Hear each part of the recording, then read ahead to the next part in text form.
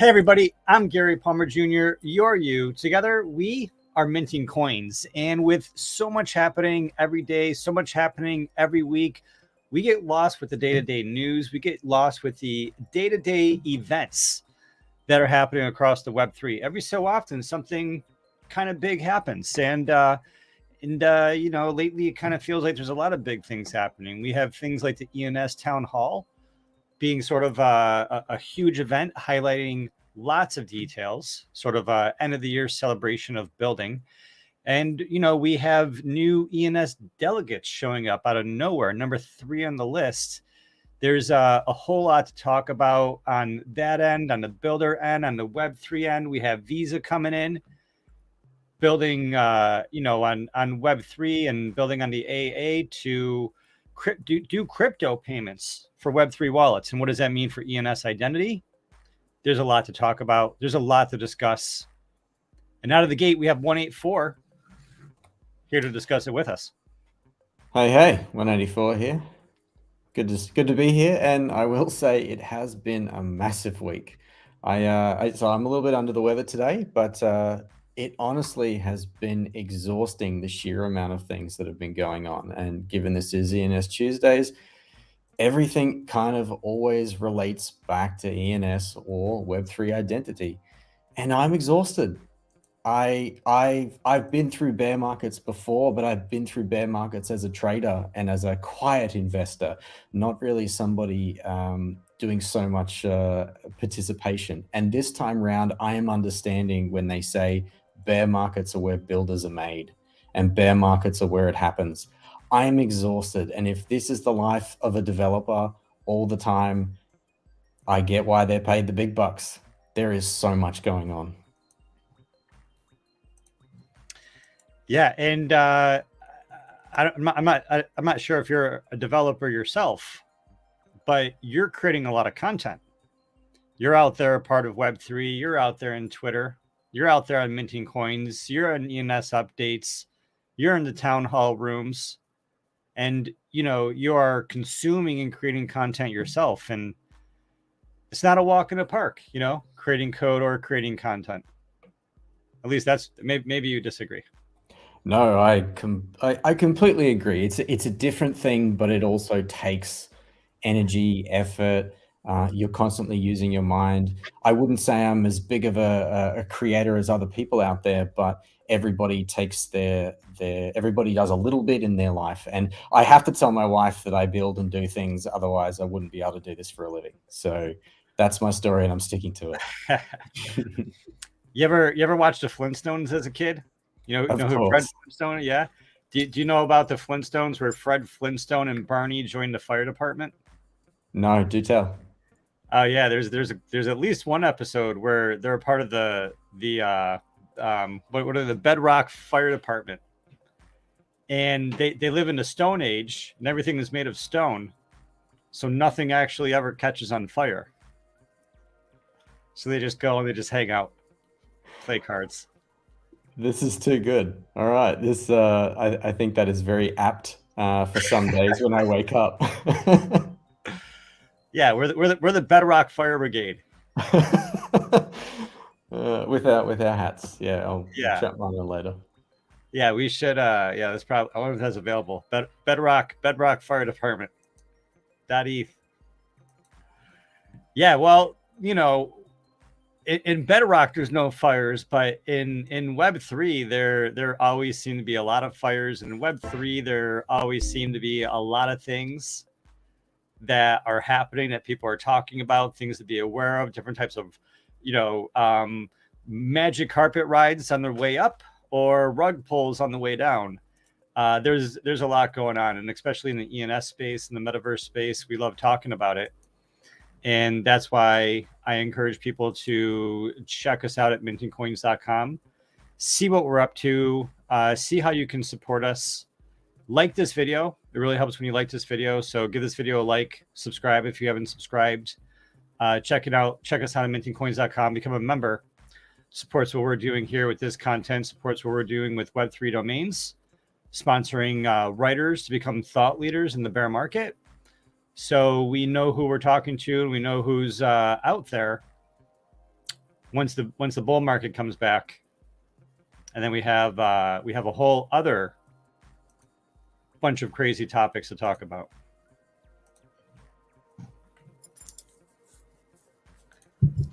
Oops. But yeah, there's a lot happening in the space, and it seems like there's more and more people building. Right? It's like it's not just me saying this. I think everybody knows this, right? It's like anyone who's been here more than one cycle, and if you've only been here for one cycle, then next cycle you're going to be like us saying this. You're going to be saying that, hey, this is the bear market. You're going to say the bear market is going to get worse before it gets better. You're going to tell people, builders build in the bear market. And so I see a lot of companies building in the bear market, like a lot of new ideas, a lot of new projects. And every time one of these comes in, all Web3 stuff, right? All blockchain related, all Ethereum, related Web3 open blockchain stuff. Sometimes it's not Ethereum. 9 times out of 10, it's Ethereum. And what's really interesting, and it seems like more and more of these projects are talking about signing with Ethereum. And it seems like more and more of these projects are understanding ENS, and and it's something that's there for consideration. And just wanted to highlight Drea's article here, or really her thread.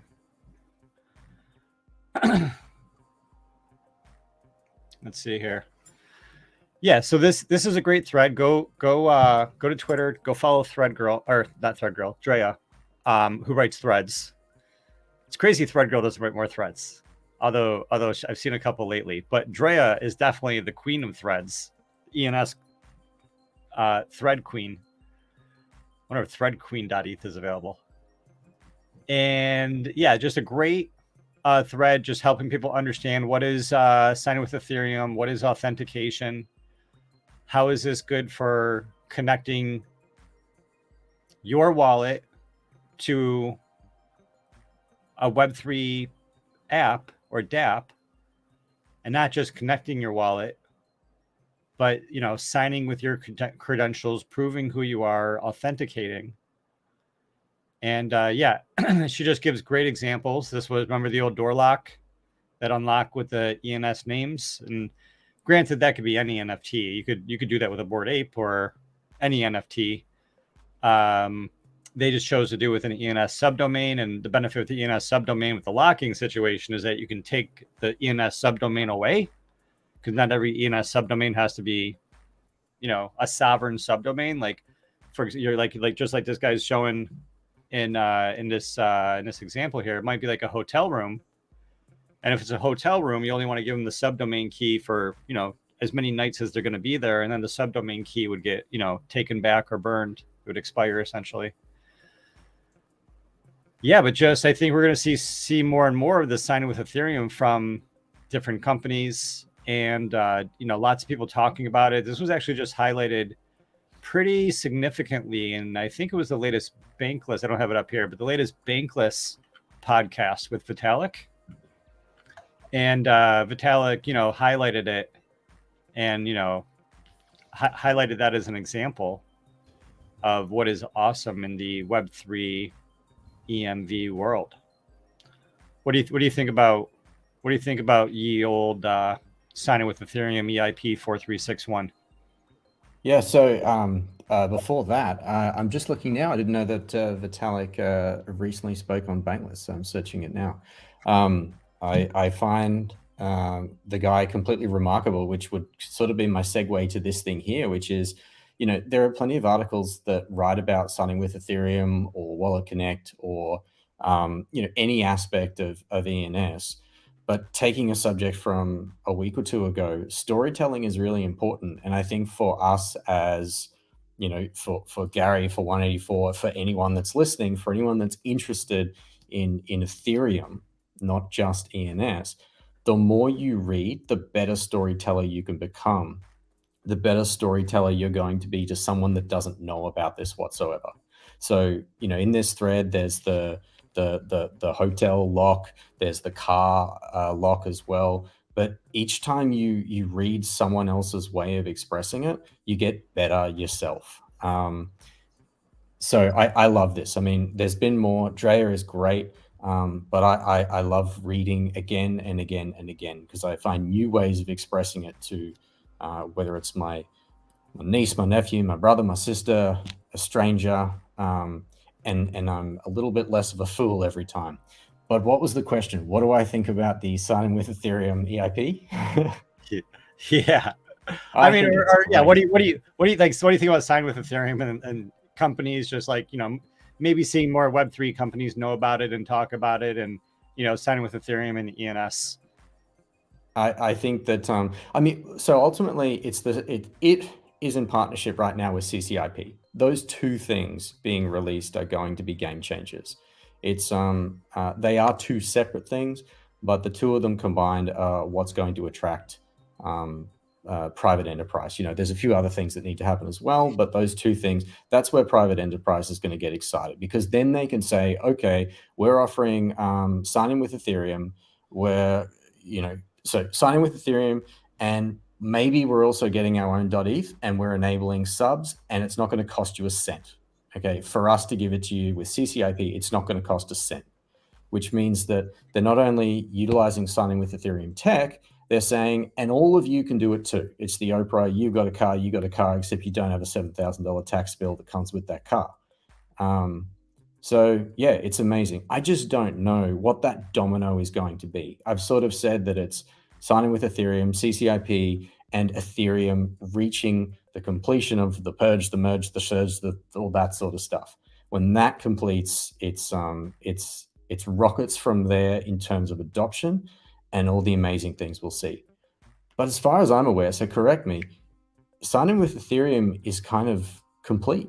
Like, it's operational. It works. You can do it. There's going to be improvements, but it works right now. The integration is just what you need to do as an entity. Yeah, I mean, signing with Ethereum is essentially 7 lines of code that would take a developer that has, maybe some idea what they're doing. It would take them about an hour to get up to speed and to, do what they have to do with those 7 lines of code. But actually what's happened is that Spruce, the makers of signing with Ethereum, have actually improved it even further to make it the ease of deployability even stronger. And I'm not sure if that's the SSX. I'm sure they would have tweeted about it semi recently. I think it's the SSX. But I know I'm not super prepared to like talk about that. But I remember they just recently talking about it in one of their town halls, because the Sign with Ethereum team has regular town halls. Yeah, but they don't record them is what I've come to find as an issue. So if they're listening or someone knows them, please record them. Or if I'm wrong, send me the links. Well, you can also, tweet that to them, and you can also show up to the town halls if you're available. But yeah, tweet that to them too, or DM that, or put it in their boards, and we can definitely all be part of the messenger with that. And if it's in a public space, I'm not sure what the legality is of us recording it. What's the legality of someone else recording it for their own personal or professional use? I don't know. Not sure, but I will. I'm just realizing I will correct myself. I'm referring to their spaces, not their town hall. They've held a couple of spaces recently. I wasn't able to attend, and they weren't recorded. I don't know about town hall, but I'll look. Yeah, same comments. You can ask them to record it. It may be as simple as they're not aware of pressing that button, or something to that effect. And so, yeah. So, but anyway, this is what I was talking about a moment ago. And I'll also address what a potential catalyst will be, because we have that to talk about. But this is what I was talking about a moment ago that I actually saw today, that was talking about, Vitalik, and talking about signing with Ethereum capabilities in 2023. I'm actually not sure exactly when this came out. I'm not sure if I'm allowed to play this. I think one of the things that really excites people about identity in crypto, and really Ethereum signed this whole like sign in with Ethereum movement, is that it's actually really easy to envision log in with Facebook, log in with Google login with MetaMask or Rainbow Wallet or something. Is that the goal that we're looking for? Is that how, like when you said like the decentralization of the internet? Is that one of the parts of the internet that we can actually decentralize with Ethereum? Is that like the explicit vision that you kind of have? I think absolutely. I think one of the one. Well, there you go. He thinks absolutely sign with Ethereum's, replacing Web2 sign with Ethereum from Facebook, Web2 sign with Ethereum from, Google, Web2 sign with Ethereum from everything can all be replaced with something that has PGP encryption, which has the most unique possible password in the world.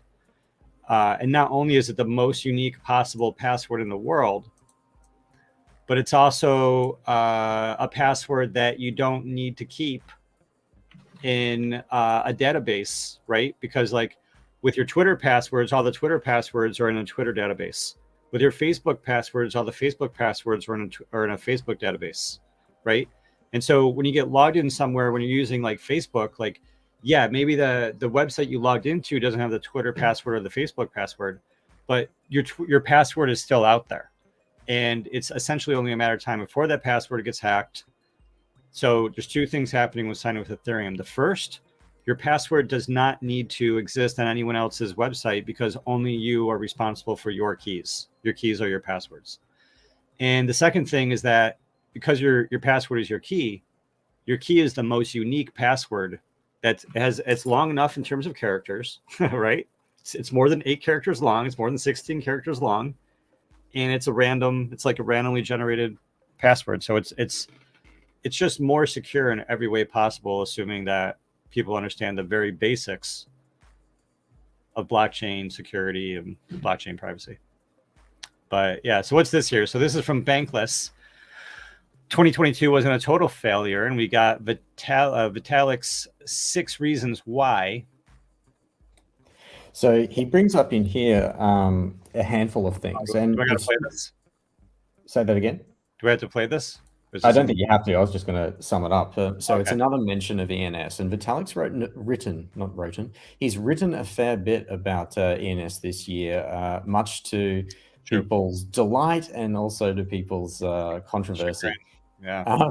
But he's written a summary, so I think you can find it on vitalik.eth.limo. You can find all his articles, and one of the more recent ones was talking about identity and ENS and the part that's going to play. I think we covered it a few weeks ago, but this is another mention yet again. And to say that ENS is a success and 2022 has been a success, and this is one of those examples, is a great little piece that goes out there. And it's not just the fanfare of people of us saying, hurrah, the thing that we're committing all our time and our energy, and the thing that we see that vision, that future, someone else is cheering it. It's saying, well, this gets the eyes out, and there are developers, and there are content creators, and there are people that are amazing governance minds that are going to be hearing this for the first time, and they will come in, and there'll be another round of creators for steering the future of ENS. So this is great, and I think it's been an incredibly remarkable year for ENS. Even if you take away the price, take away the sales, everything has just been huge. Yeah. So let me play this out. So what kinds of things have succeeded, right? So Uniswap has succeeded, Rye has succeeded, DAI in the middle of a very complicated governance discussion, wish it success. The Ethereum base layer succeeded, ENS succeeded, smart contract wallets rising. There's just a lot of different things that like actually are blockchainy and open and decentralized and trusted that basically survived the whole situation completely unscathed, right? It's the centralized stuff where everyone is wondering, like, hey, am I ever going to get my money back? So ENS. Yeah, and a little shout out there to the Bankless.eth wallet. Huh?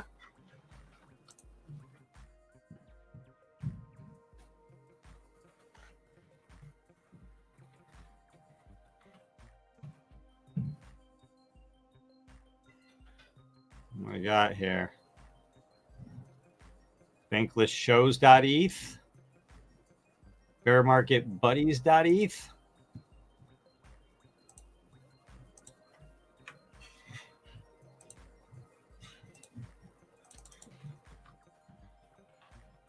Um,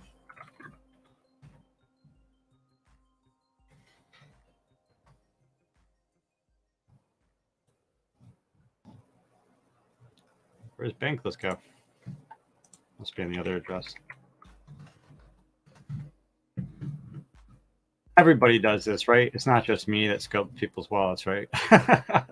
Absolutely, all the time. All right, so they got Bankless, they got Bankless Capital, they have Dankless 420.eth. I'm sure someone sent that to them. Somebody sent it to them, right? And I then, would think so. and then their other wallet, they have Bear Market Buddies.eth and Bankless Shows.eth. So the reason I kind of like to show these is not only does Bankless have ENS names, but they went a little degen too. You know, got a little degen. And what did we work out from? I think a week ago, if I remember correctly, that the team that assisted in the creation of the ENS DAO are also assisted in the creation of Bankless DAO, and that was FireEyes, wasn't it? I do not remember 100,000,000% that was FireEyes DAO, but I'm willing to believe that and take your word on that. Sounds right. So we'll just do an asterisk. Maybe wrong. Take it with a grain of salt. Yeah, but I mean, FireEyes DAO does have a lot of experience. I wonder, are you willing to Google that? Yeah, maybe Google that. See if you could find out what are the different places that the different DAOs that FireEyes DAO has helped get off the ground. There's a lot of so to shift gears a little bit too, and we can pivot that into this next discussion, is that in the ENS governance.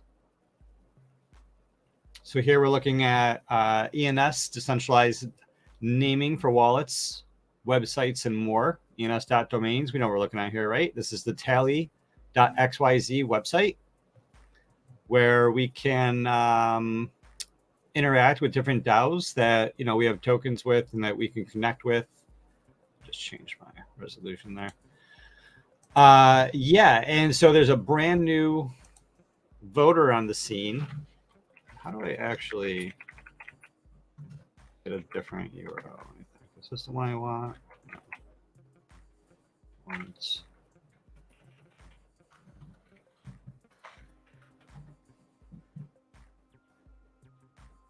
This is what I want. Yeah. So this is a list of voters page. And so, yeah, we have, how many people we got here? We got 16 folk who have at least 100,000 ENS tokens to delegate, to vote, delegated to or owned, combination thereof. Really, Mike, 0? Come on, Mike, what's going on with that? And then we have a lot of people. Corey, we've had on the show. Chainlink God, we know and love. A lot of great people in this list. FireEyes DAO, Sarah Nay, who's been on the show. Griff Green, who's someone who I respect deeply. Rainbow Wallet, which is, owned by Mike down here. She256, I Am Token, there's Savsa, Nick. Yeah, and so we talked about this on a show before that some people who are delegates, so number 21, they do have their photo set up, but they don't have their ENS set up. And they do have, 61,000 ENS delegated. It's nothing to sneeze at, that's for certain.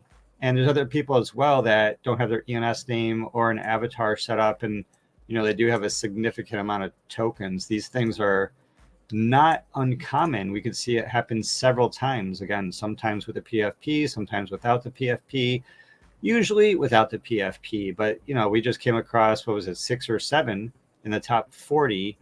And so normally they've been in the top 40. It's been the low top 40. But what we're seeing here is someone coming in hot and heavy off the bleachers, off the warming station.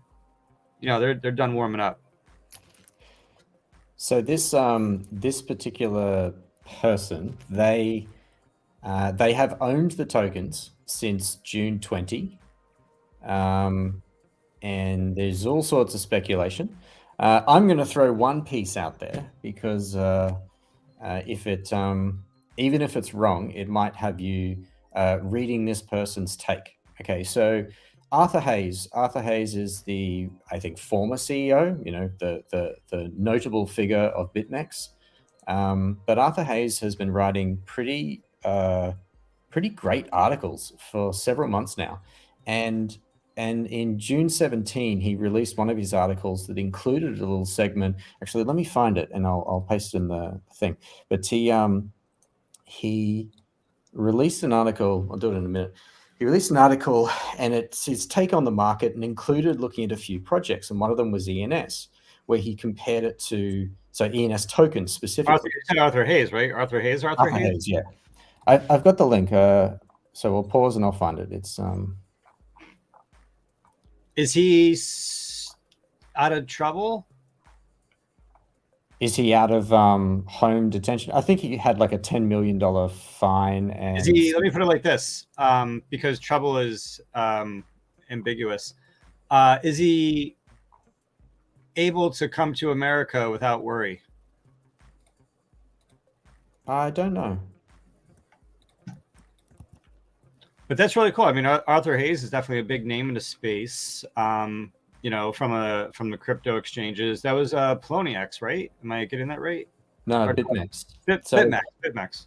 So I've just put the link in the private notes, just to his article, and it has the section where he compares ENS and specifically the token to what was .com. So if you have to scroll down a bit to Hayes.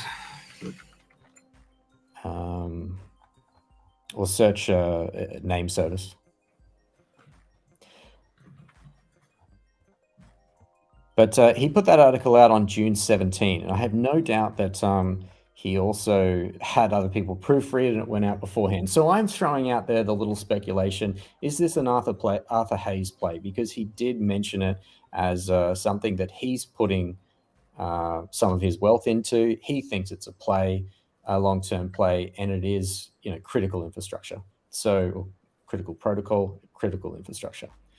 So that timing to me is quite close. That's my little speculation. And if I'm wrong, it's a great little piece from Arthur. Many bolster returns. Many of these funds engage the mother of all carry trades. What's what? How do they define carry trades? I don't think you're in the right spot.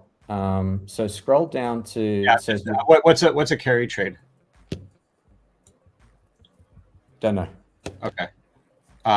In the second place, they talk about name services, decentralized internet. Just getting some context up here. Well, so shouldn't the decentralized computer host decentralized internet? The ethos of the Ethereum name service, ENS fees are paid in ETH. Your domains then become not only usable websites, tradable assets. ENS domains are traded on large NFT trading platforms. Secondary trading markets are healthy. Super awesome looking. Number of ENS domains created have grown exponentially, scratches the surface of possibility in the market. Every Ether wallet with a non-zero balance is eligible to purchase one or more ENS. Got some charts. ENS has tremendous upside. Yeah, so he's going over all of it. All sounds very good. He throws out Arthur.eth. I like this clue. We absolutely will follow this. So while you're searching that, a carry trade is a trading strategy where you borrow at a low interest rate, invest in an asset that will have a higher rate of return. Okay, so up above when he was talking about name services, he was saying that a lot of people were purchasing ENS, probably ENS tokens and ENS domain names using leveraged money, and those assets are either going to, you know, fall out of service, or they're going to be sold to pay that money back, and then I would imagine that would create huge opportunity in the bear market, since all that was happening in the bull market. Okay, so tipping, online identity, the costs, he goes into that. Renew, ENS, Web2 counterpart to VeriSign. Is that true? I mean, yeah, I mean, ENS is like ICANN and VeriSign together, and then ENS Vision would kind of be like VeriSign, I think. But that still works. It still works. Roundsince.com bubble, astonishing P to E ratios. Hell yeah, it does. Internet penetration 2 decades after the insane initial burst, enthusiasm much higher. VeriSign PE ratio chart. Wow, he really goes into this, huh? Yeah, As a more mature company, the PE ratios were in the hundreds of low thousands, but currently, as more mature company, it trades in the low 20s, which is a great PE ratios in those low 20s. ENS trades at essentially the same valuation as VeriSign. However, ENS could capture the potential of Web3 and public blockchains and participate in decentralizing the internet. Shouldn't ENS trade at a much higher multiple, similar to VeriSign back in the day? Yeah, I mean VeriSign. Yeah, because VeriSign is the commercial entity. So VeriSign is back in the day is the commercial entity that kind of had the lion's share of sales of .com names, with that connection to ICANN.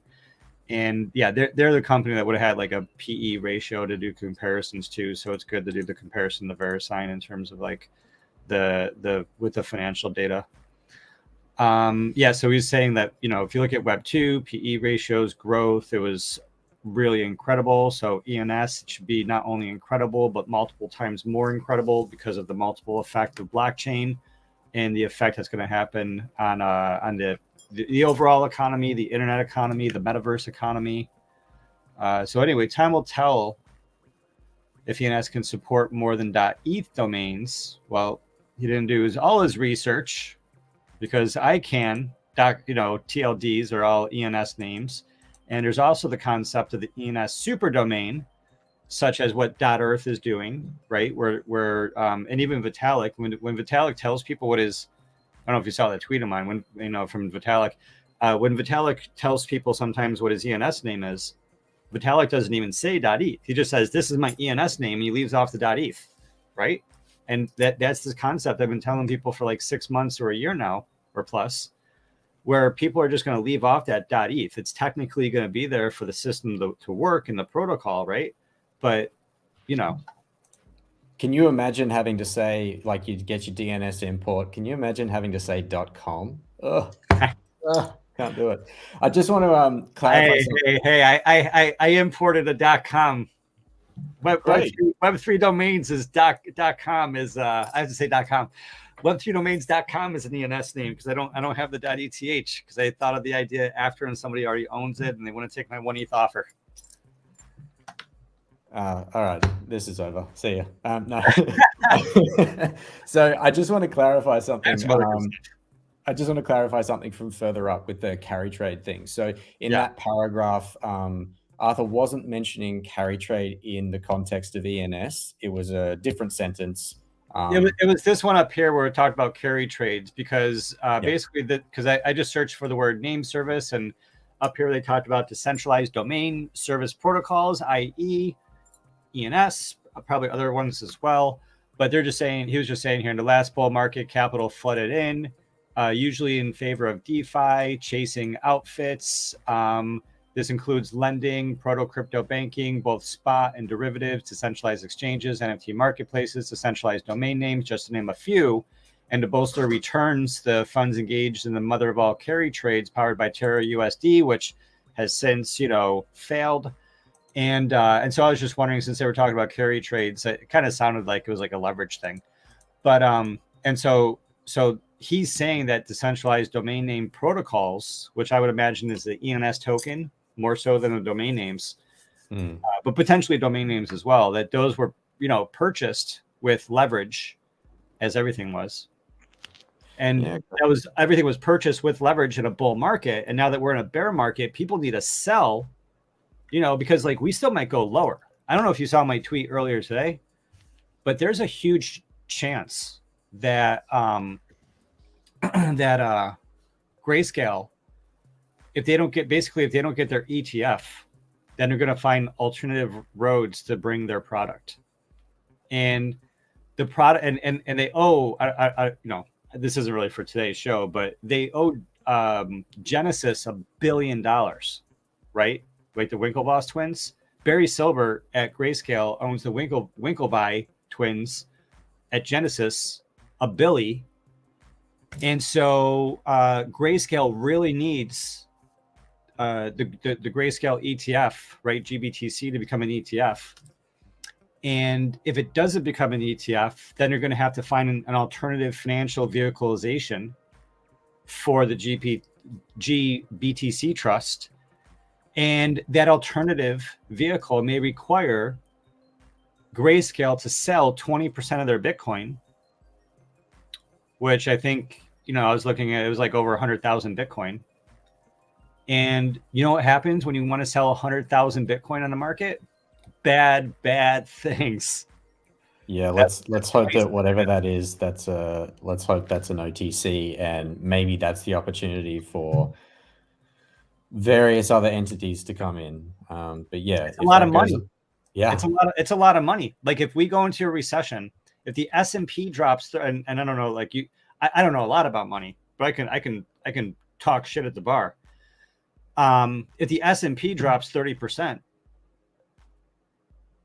and people have some housing loans and they got some car loans, and maybe there's some downsizing at their company and they're holding off, like Michael mother freaking Saylor, I don't know if I should swear so much on the live show, on the public show. Michael Saylor just sold Bitcoin at 17,000.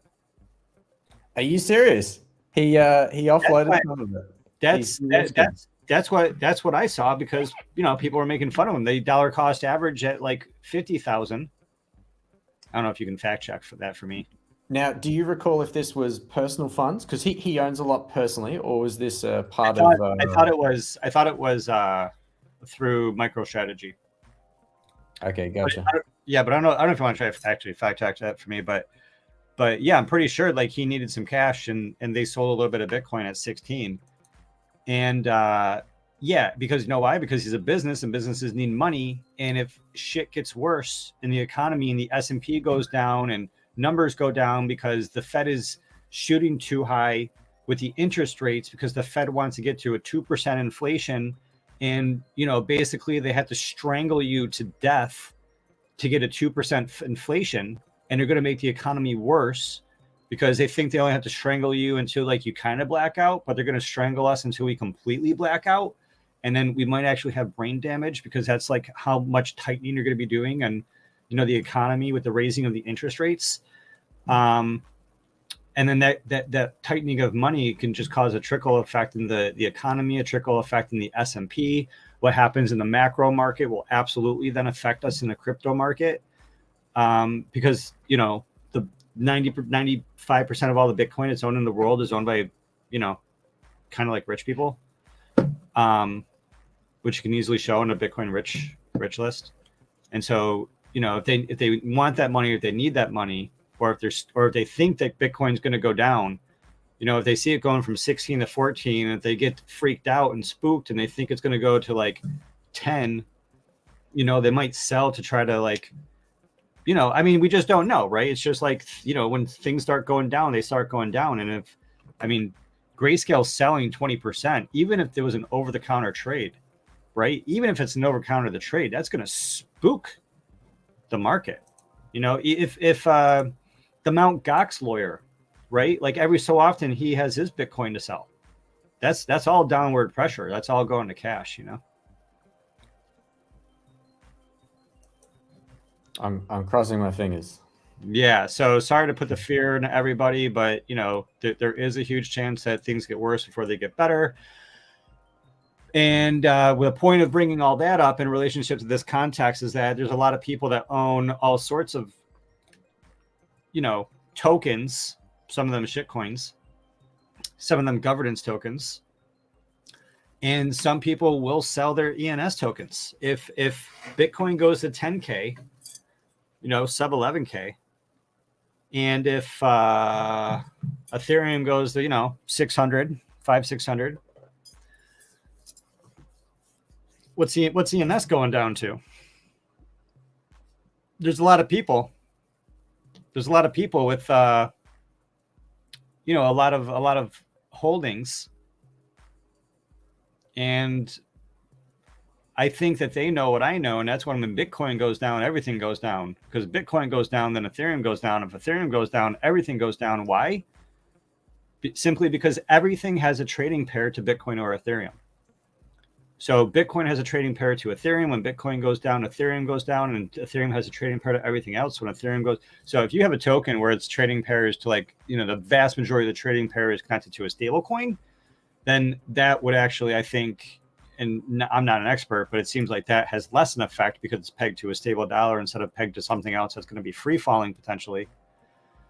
And then there's always going to be ENS tokens for sale. But anyway, how we pivoted that was from pivoting to this, and how we pivoted to this was talking about this new cat who, if we look at the ERC20 token section here, as you said, 6 months ago, 182 days ago, they purchased one ENS token, and then 12 hours later, they brought in another 99,999. And then 2 hours later, they topped it up with another 107K. And they also got some weird stuff, but now I don't know how true this is, because anyone can label themselves. But where that money's come from is Falcon X, which labels itself as institutional crypto trading platform. Are you familiar with Falcon X? No, but when I Googled them, they seem to be a type of organization that was serving in the United States. So like when I did this, I just typed in Falcon X. These guys came up. If it's them, yeah, connective tissue for the tokenized economy. I was like, connective tissue? Oh, they're a medical company. No, for the tokenized economy of the future. And their little map here shows that they are, I would imagine this is called regulated, because they're, this is saying US based, according to the map here. So we've talked, just jumping somewhere else, we've talked before about the ENS token, the power of the ENS token, and that there's also some risk to the DAO. Now, there was an interesting interview. I forget the name of the people, but it was with Nick. It was with Nick.eth. And one of the things that he brought up is the very thing that we've talked about, but he's called it corporate raiders. So the notion that corporate entities could come in, buy up the ENS token, and essentially have some sort of influence, and how much, what is the risk, to what extent can they buy a lot of the token and make that a problem for decentralization and whatnot. So what we have here is one of these moments where, even though it's what is it? It's 2.4 million. Was it 100,000 or 200,000 tokens? 200,000 tokens. The question is, who are they? Are they a corporate entity, or are they an individual? Either way, it's a lot of tokens for an individual to self-delegate. And are we seeing the beginning of that fear situation, potential fear situation, of the vulnerability, which is corporate raiders? I mean, it's definitely, a vulnerability. And yeah, it's just something that needs to be watched out for. And it's I don't like talking about it a lot, because I'm really good at strategizing about this, and I would love to connect with people who, want to talk about strategizing about this, and like strategically preventing someone else from doing the same strategy as much as possible. But just to give you an idea, if you go to etherscan.io and type in Ethereum name and click on the ERC20. Then you scroll down, click on the holders tab. You can get a rough idea of what's going on in the world. So you can see that there's 61 million out of the 100 million tokens that are time locked. Max supply this is inflationary. It is possible to increase the number of ENS tokens, but there's right now 100 million ENS tokens, 64,000 holders. And out of those 100 million tokens, we got 61 million in the ENS time lock contract. We have 10,000 in the ENS DAO wallet. We have another 5 million on Binance. It's a lot. And that's a lot. Fucking. So I'm not really sure how this has worked in the past, but can Binance vote with 5 million votes? Not sure how they manage their books. If it's in a cold wallet, and that cold wallet is a delegate, then that delegate can vote. It's as simple as that. So there's a technical question, then there's like a semi-ethical or logistic question. And then the question is, can the ENS token time lock be used as a preventative thing? And what is the power and what is the, who gets to make that decision? Because therefore it's not a DAO decision. But just an interesting thing is that there's only 5.5, or let's say 6 if it's changed. There's only 6 million tokens that are currently delegated, about 6 million.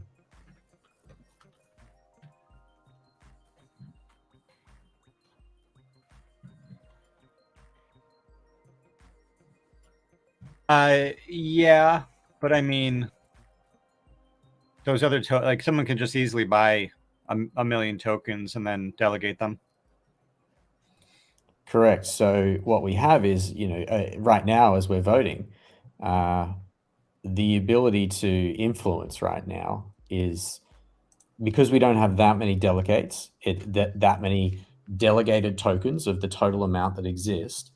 It means that there is still the issue, probably a low probability thing, but there is an issue that if someone did want to come in with serious money, and they would push the price up, so it would be costly for them, hopefully too costly, but someone could come in and get that critical mass because all they're competing with is that 5.5 mil, whatever. Well, I mean, you know how this works. You would go to Binance. You would simultaneously kind of do it, but you would go to Binance and you would be able to purchase 2.5 million of these, or let's call it 2 million. You'd be able to purchase 2 million of these without popping the price too hard, I don't think.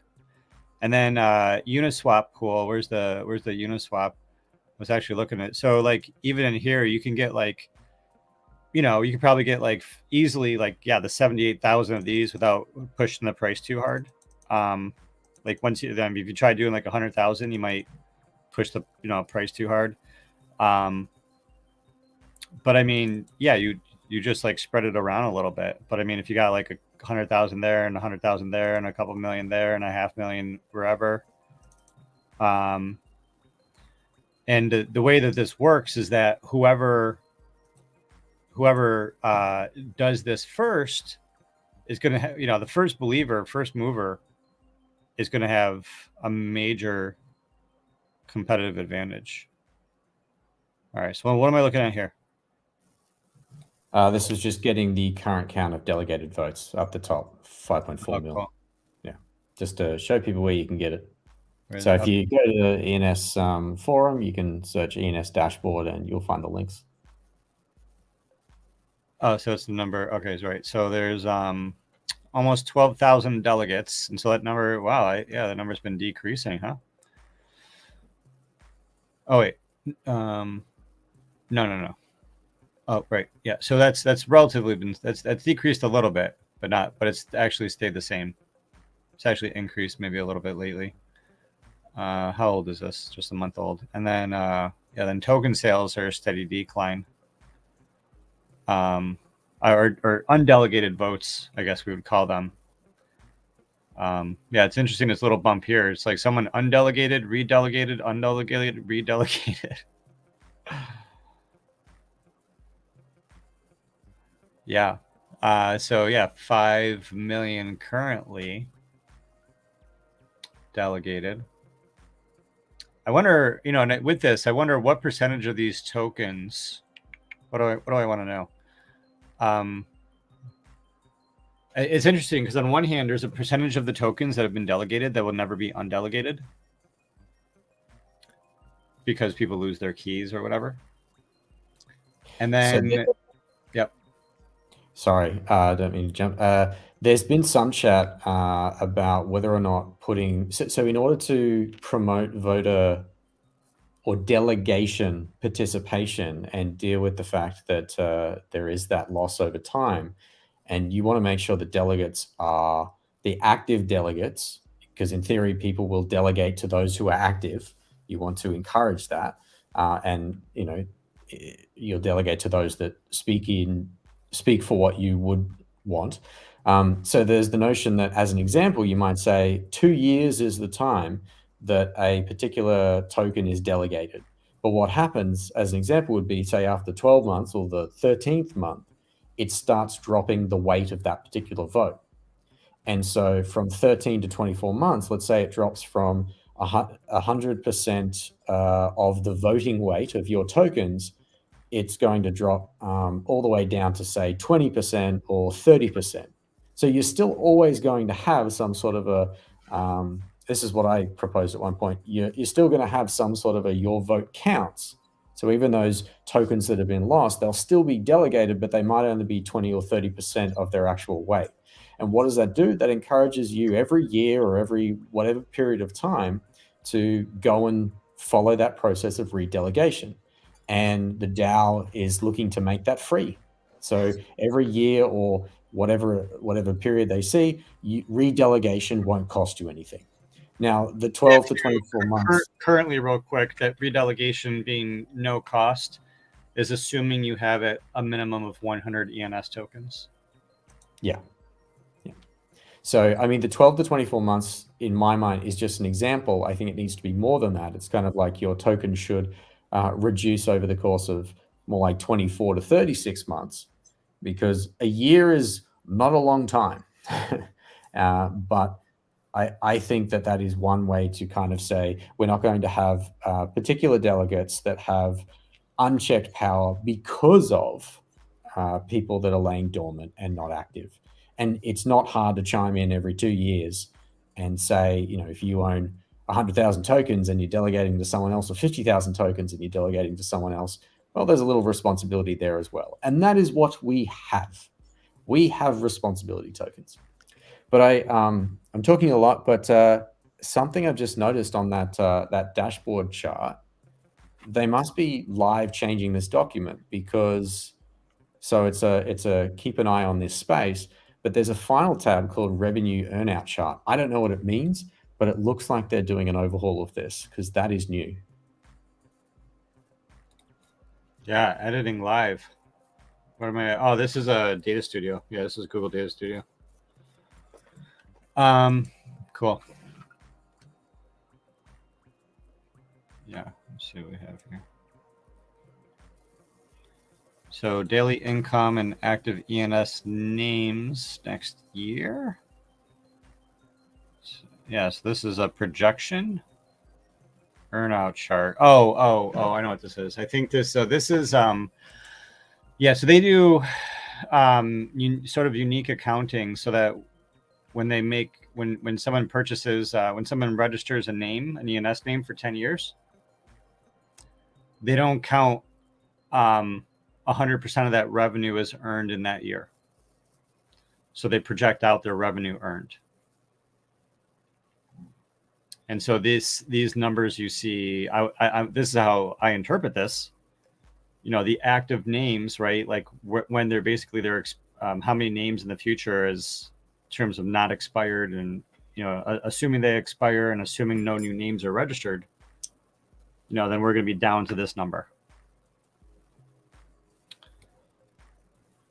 So from an accounting perspective, it's the like accrued debts, or as they call it, unearned. Future accrued.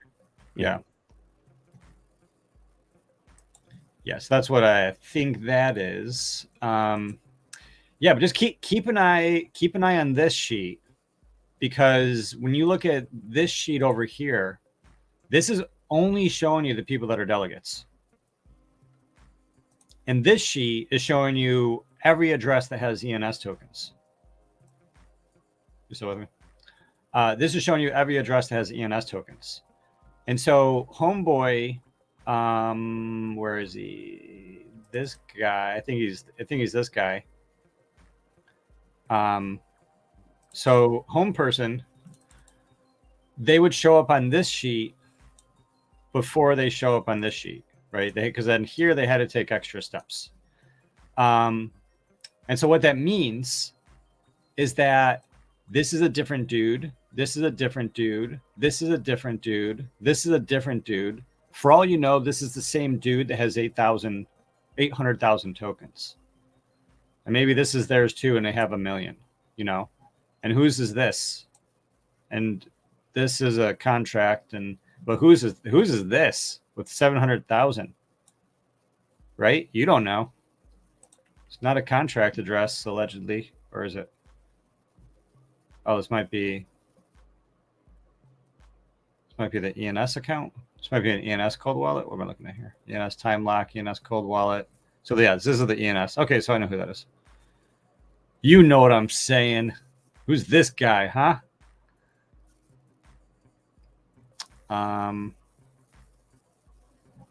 Yeah, man, look at them. Look at them. Yeah, that's going on. That's recent. Look at this. 124 days ago, they're like, yeah, I'll take a less than one, please. And then an hour later, they're like, let's up that. And then the day later, popped another 40, and then the deal was too good. They swapped some Ethereum or some Bitcoin or something. They pulled in another 16,000. This is more than the delegates I got. So this is going on already. This is not a future issue. This is potentially a present issue, not a future possibility issue.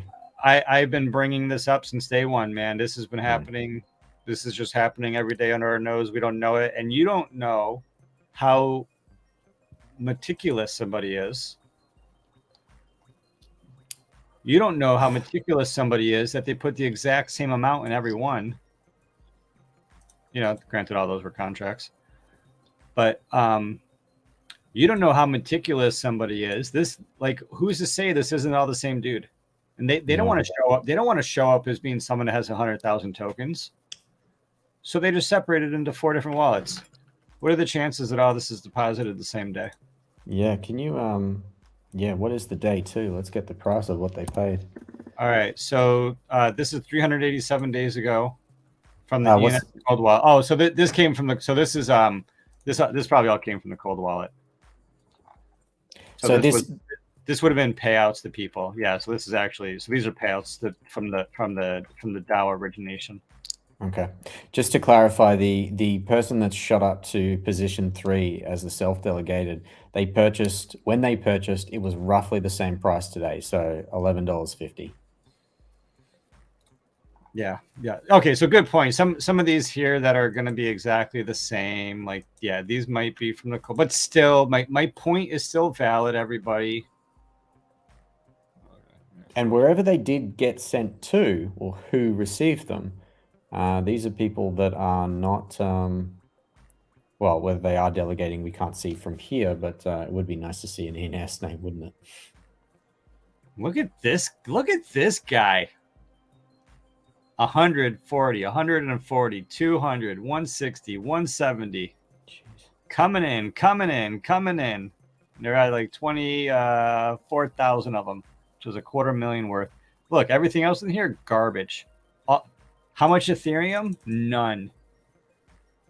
No Ethereum. That, you know what that means? That means nothing's coming out of this wallet. All they do is buy weird shit and ENS. And the weird shit, I don't even know. So it could have been an airdrop for something weird, you know. It's just recently. Everything else is ENS coming in. ENS wallet.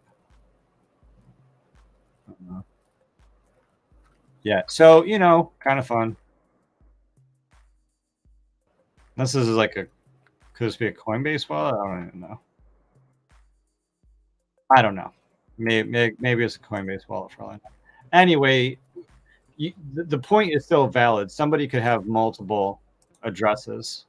So if I go to the very last address, right, the 1,000th highest holder has 900. If you have exactly 900 ENS tokens, right, if you have $10,000 worth, you're not even in the top 1,000.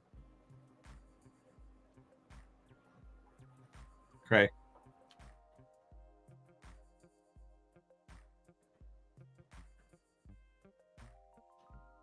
Moving on.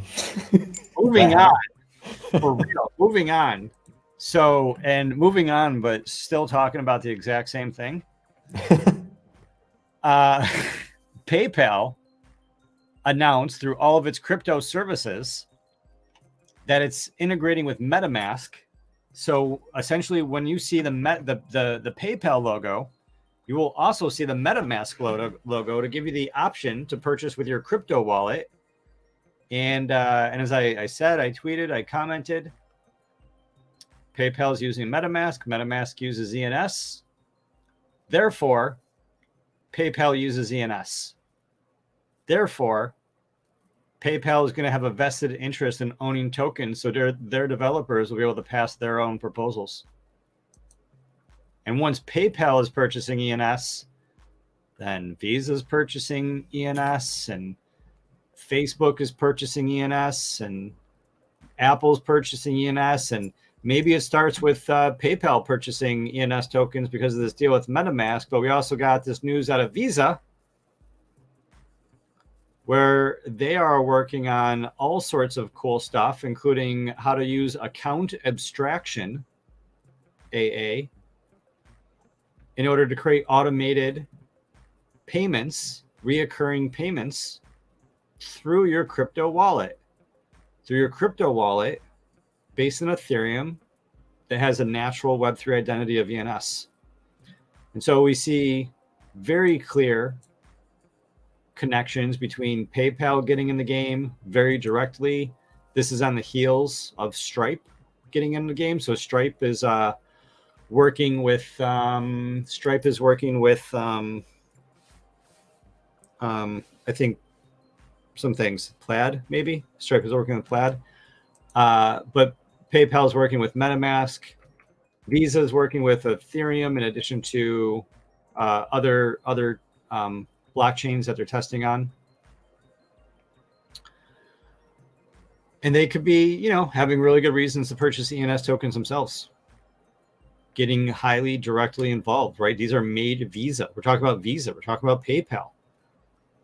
I mean, this is huge. Visa is coding Ethereum EMV based smart contracts. I mean, PayPal did a partnership with MetaMask. How is your mind not blown? Not you, but the general person, the general crypto bro out there. I will actually say my mind is still being blown. I had a conversation about 2 hours ago with my wife saying, much like how this all started, I am overwhelmed by everything that's going on right now. And there are moments that I'm incredibly bullish, and there are moments that I'm, I'll call it bearish, but it's just less bullish. Right? There are moments where I'm bullish and less bullish, and it is just absurd. Everything that's being built on Ethereum, and by extension, what Web3 identity, what naming of wallets, how it's so combined. And I just, so here's the question. I said I'd ask this. I was going to do it non-recorded, but it's fine. I can't think of any other project to run comparisons with in terms of the adoption that has occurred recently, or the sheer growth. Like I don't have 30 years of, say, trading finance background in order to look at the crypto markets and say, I see some similarities in how these markets move. And so then when it comes to things like ENS, I'm trying to look for something that's similar to. Is it the NFT boom? I don't think so. Now let's use an example, a specific project. Let's say CryptoPunks. CryptoPunks were a finished product when they came out. They weren't a project, they weren't a protocol that was being built on. They weren't something that had many teams coming together. They were a finished product. And it took years and they had growth, and that was a social growth. And then, the financials came to those that held and all sorts of things, but it was a finished product.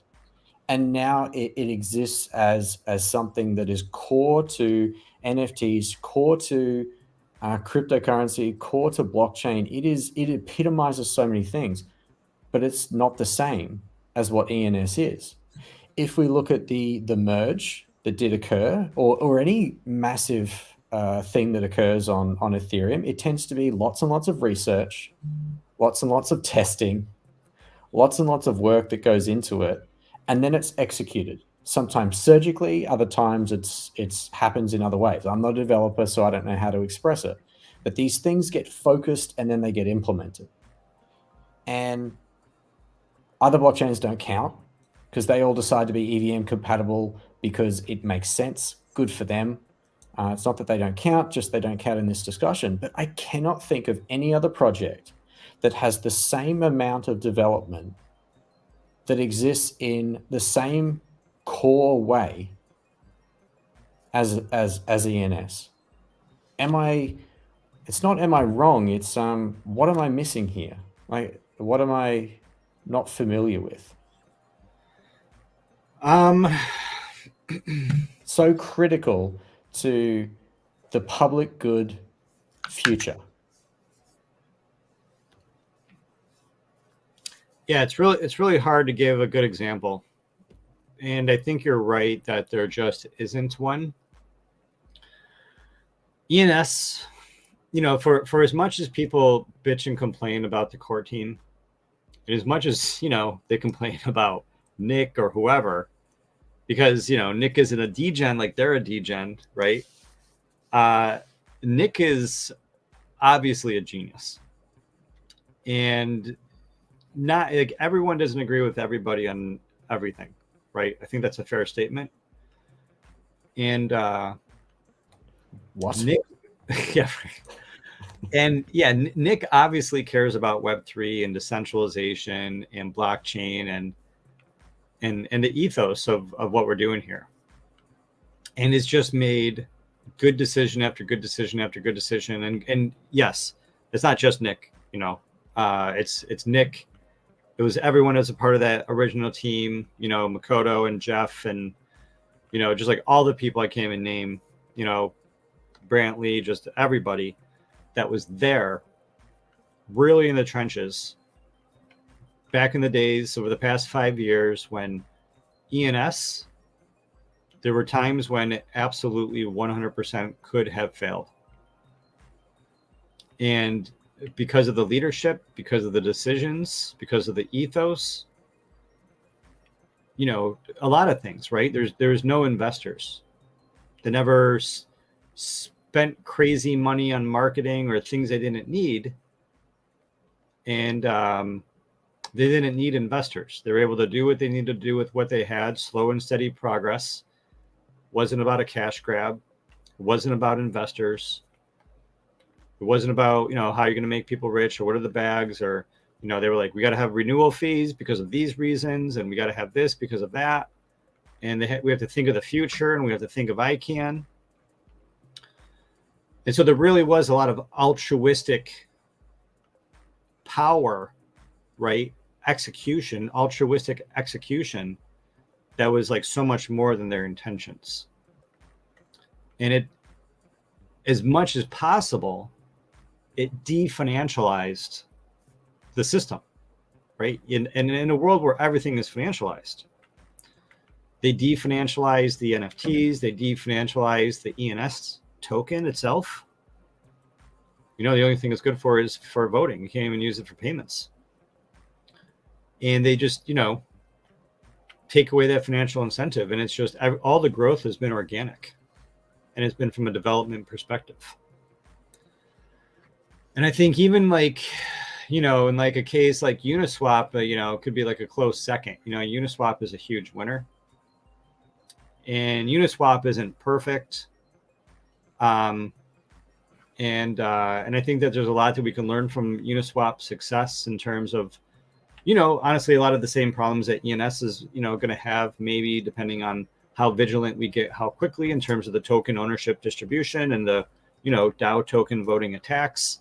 Those sort of things can happen in Uniswap. But there have been times in Uniswap where people tried doing votes and enough people saw the weirdness and enough people voted against it, because Uniswap, has enough distribution where if there's something really shady going on, people will prevent that from going through. There's other DAOs where, two token holders own 90% of the vote. And so that sucks. That sucks for them. But, ENS, when they did the original token distribution, they really, FireEye's DAO did a good job. ENS team did a good job. And they distributed it to all of these, the builders, all these developers, all these like core contributors, people who, people who were building, people who believed in what they were doing, and, probably would have only sold as much as they needed to. Most people, I think are holding on to their 25,000 tokens or their 41,000 tokens or their 5,000 tokens or their 1,000 tokens, And yeah, giving it to all the holders, and even to this day, you know what I mean? Like, then there's so many more examples you can give. Like, all of the accounting is public. It's all public. Some DAOs make it private. The leaders of the DAO don't make the financial information public. They don't make the legal information public. It's all, the financial information is all public with ENS. The legal information is all public with ENS. The ENS constitution is all public. All the votes are on chain or through tally in public. It's some pretty massive transparency, and like, to the extent that people have problems with the transparency, for the most part, even though everything can be serious if left unchecked, for the most part, it's just growing pains. You have the ENS core team building, growing their team while growing the product. And yeah, they have like, a massive responsibility to have really strong communication with an open, decentralized community. And I think they're learning how to do that and how to grow with it. And I think the community, it needs to do the reverse. I think the Web3 community needs to realize that building takes time, that code takes time. The major problem with everyone in Web3, almost everyone in Web3, is that it's about people getting rich. It's about people protecting their backs, right?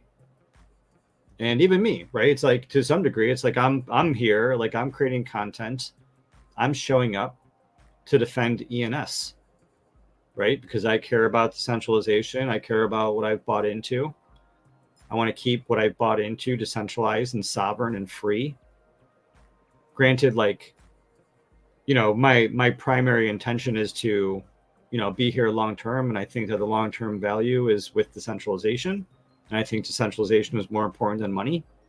I mean, if I was going to make money, I would basically just fire sailing what I have to get the hell out of here, But no, I think a lot of people share my mindset of the long-term growth, and ENS in terms of an organization, the ENS in terms of like the technology, it's really difficult. Like, just like Arthur Hayes was comparing ENS to VeriSign.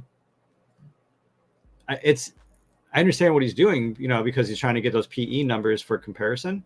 But ENS core team is they're not very focused on being like getting rich. They're interested in getting enough money from the DAO to pay their developers to grow the protocol. And the protocol is just a protocol. And it happens to have a token, and it happens to make money, and it's going to have a PE ratio and all this other stuff. But it's going to be more interesting to see what people build off of it. Because that's like the core ethos. And I just don't think, like, I think that if it was more money motivated, and if it was less transparency, then it would look really familiar to you. And then you would start to say, oh, yeah, this looks like this other thing I know, because they would start making all these common traps. And they just haven't done that yet.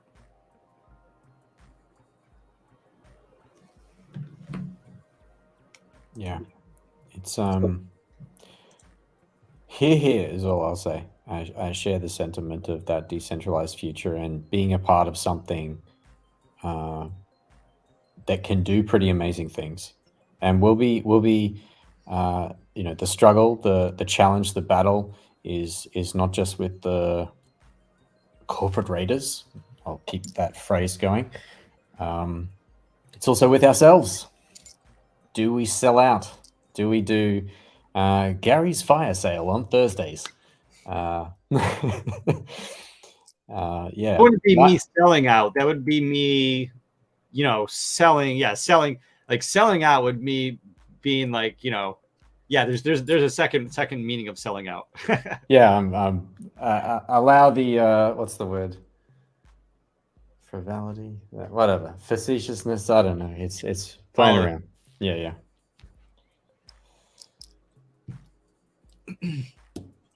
Yeah, no, good stuff. People are seeing it, and it shocks me when people don't see it. And it's like a piece of the puzzle. And the people that are all the developers that are building on Ethereum, once they want to add that human readable naming layer component, if they roll their own naming service, and Vitalik's going to look at it and be like, why didn't you guys just use ENS? So all the people that use it are going to be like, why the hell do I got to create my own name again? Why don't you guys just use ENS? Someone in their company needs to say, hey, just so you know, like I'm, number 2223.eth, and just so you know, these ENS people might say, why don't we do signing with Ethereum? And someone in the company is gonna be like, there's gonna be like a lot of people that aren't gonna like this because there's this other technology called ENS that would do this for us perfectly. And they're gonna have to make that decision. If they make the wrong decision and it goes against the network effect, it's not going to be good. And if it goes with a network effect and it helps them grow, then it's going to be great. And I think, we've seen nothing but good engagement from using ENS names. Yeah, and just one little sort of angle of that, whether people like hearing this or not, it's the notion that a company, why should they go to a different provider? Because I'm not going to name other providers of what they call Web3 centralized names, but why should they go and pay for their name elsewhere when they can DNS import? They can bring their .com. They can choose to get their .eth.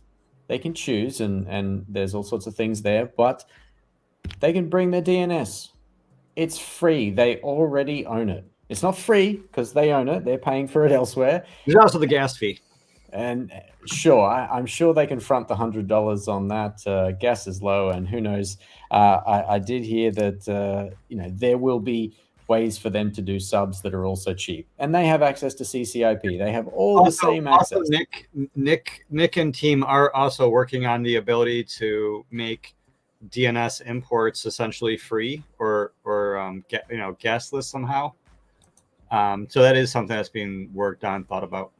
I do have an opinion on this without being too much. My view is that let's let adoption occur a little bit more, but let's say 5 years time from now, I would love all DNS imports to be the cost of a registration, $5.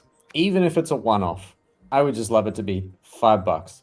An ENS, a DNS, they should be the same. Forget about the 3 character, the 4 and 5 character. Just make it $5. It doesn't even need renewal fees per year, but at some stage I think that would be an appropriate step.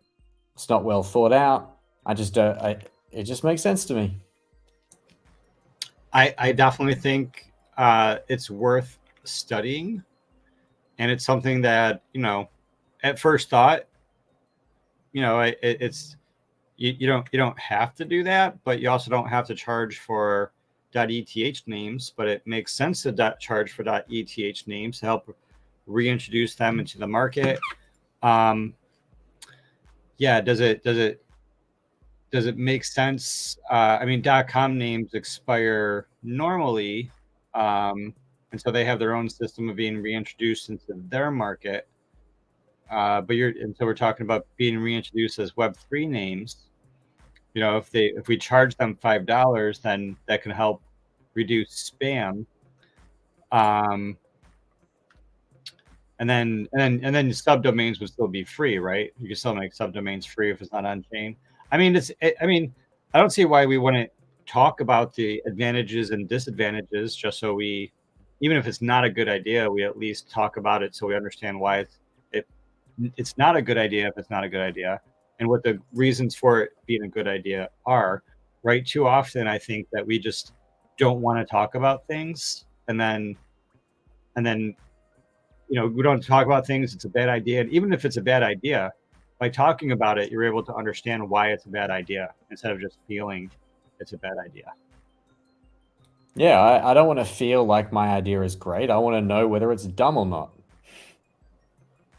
Yeah, or what about it needs to, adjust to make it more smart or less dumb. A little bit of both. Yeah. Yeah. So yeah, I think it's really good to have these hypotheticals and these conversations and talk about that, and all these sorts of things. We probably don't have much more, a lot more time tonight, but maybe just to touch upon it. The ENS town hall, was it the Q3 town hall? Or is it the Q4 town hall? Q4.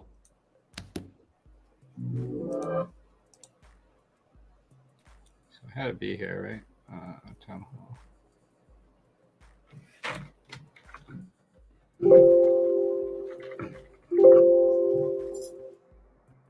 Oh, maybe it's a live stream.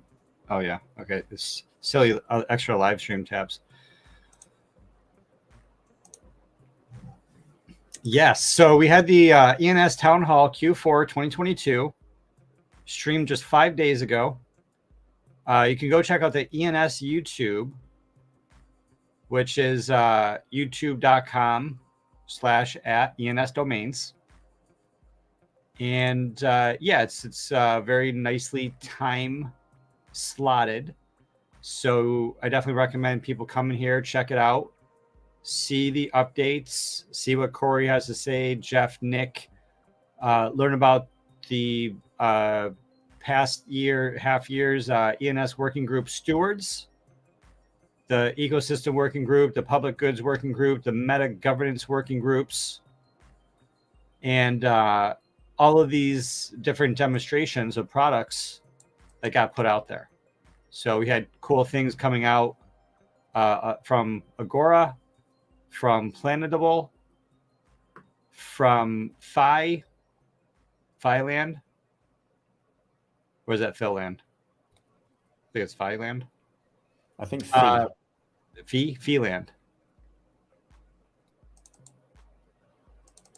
Then we have DM3 protocol, cool stuff.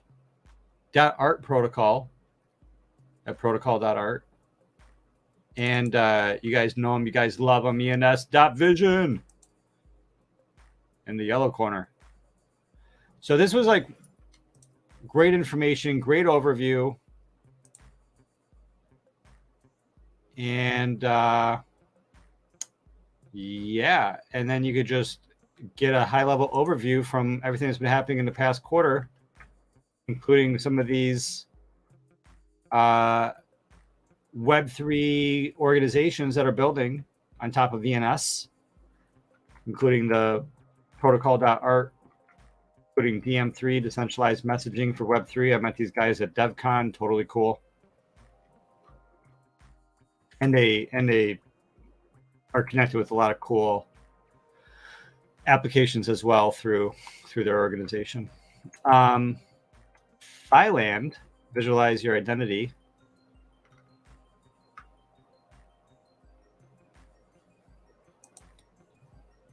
So in the town hall, they give a few examples of like they have videos showcasing this. They do run throughs, so everything is in that ENS town hall, and it was really good.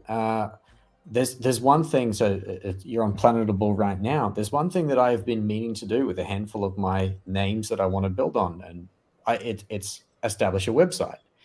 And it seems that every week there is, Planetable is not new, but every week there seems to be on my radar a brand new someone who's got a product that can help me put a website out. And so we're spoiled for choice right now. There are options, and Planetable is one of them. They do give a very good run through. It's also on the DAO forum channel. And even today in the forum channel, someone else was letting us know about their application that will allow you to publish a website very easily and for free. So we are spoilt for choice. I am overwhelmed because I don't know which one to choose. So I'll try a little bit of everything. But yeah, there was a great town hall. I summarized my view of what I heard today in a tweet. So I'm sort of just going to do word for word. It was last week's ENS town hall showcased and communicated the premise that those who build are often seen. And what they were referring to there is that those that were building over the last couple of years, or months, they've seen them, they've seen what they're doing. And these are people that have also received grants and been sponsored's not the right word, but supported and come on as team members. So these people, back to the tweet, they do so. So the premise that those who build are often seen, do so without expectation, and do so for purpose. Your outcomes are your own, as is a success that you will proudly own. So what I heard from the DAO during the town hall was, everybody out there, whatever you're building, go and build. You might retroactively be awarded for that building, but go out there and build for the sake of yourself. Whatever your purpose is, that you'll be seen for that purpose. If your purpose is to get money from the DAO, it's probably not going to work that way. If your purpose is, I want to create something, I want to bring value or deliver value, do something brand new, blue ocean strategy, really uncover something, make life easy, that will get noticed by them, by the community. You will find your fit. So 2023, it's the year of, as I'm calling it, private enterprise. It's the year of do it for you, do it for yourself, and you will get noticed in some way, shape, or form. And I think that's what the DAO was showcasing. And a lot of those examples were people that built something, then brought it to the attention. They even gave an example of one of the individuals who put together that you could create subnames, subnames using like Google Sheets, and quickly and freely update that. You showed it on minting coins very early on. This person did that, didn't ask for anything. And I think it was in Bogota or Bogoda, I forget, but they were mentioned and they were sitting in the audience and they said, that's mine, I did that. This person got awarded for that and they've come on and now they're part of, whether it's of the official team or whatever, but there are amazing, talented people out there producing content, producing applications, producing code, whatever it's going to be. And they're getting seen in one way, shape, or form. And we're also seeing that with the likes of ENS Vision. They're seeing people. So it's not just the DAO seeing you, but it's ENS Vision have shown that they've said, we see the talent and they know what they're about. And they're finding that talent as well. So anyone that wants to make their impact, well, get out there and do it. This is the time. This is the place. And these are the hands. And I like Phil Collins. Other things that I like are Web3 domains. I don't know if you've ever seen this website. This is Web3 domains. So we've had a bunch of good articles this week come out, a handful at least. Definitely recommend folks go to Web3 domains and see what everyone is writing about. There's a lot of people impulse buying. I don't know if you've ever impulse bought ENS names, but some people get the urge to buy and they buy uncontrollably. And Sash is talking about what we can do to help, manage our impulse buying of ENS names. Or maybe it's going to get you really, really excited and give you some ideas of new ideas. There's also the mystery of the Golden Bezos.eth wallet. The mystery of who is Golden Bezos. Why did the clues all point to who they point to? And what is the particular wording that specific person has, which, you know, maybe they say it's not them, but they don't say it's not their hedge fund company. There's a lot of evidence, you know, when there's smoke, is there fire? You have to read that article and let me know what you think. And lots of other good stuff. If you didn't see the Lens partnering with ENS protocol or everything else that's out there, the Web3 rebuilding trust with Web3 journalism, definitely relevant to what's going on in our day and age. And, you know, definitely the applications of ENS. You know, ENS is going to be Web3 journalism. ENS is going to help facilitate immutable journalism. And yeah, wait until they get a load of us.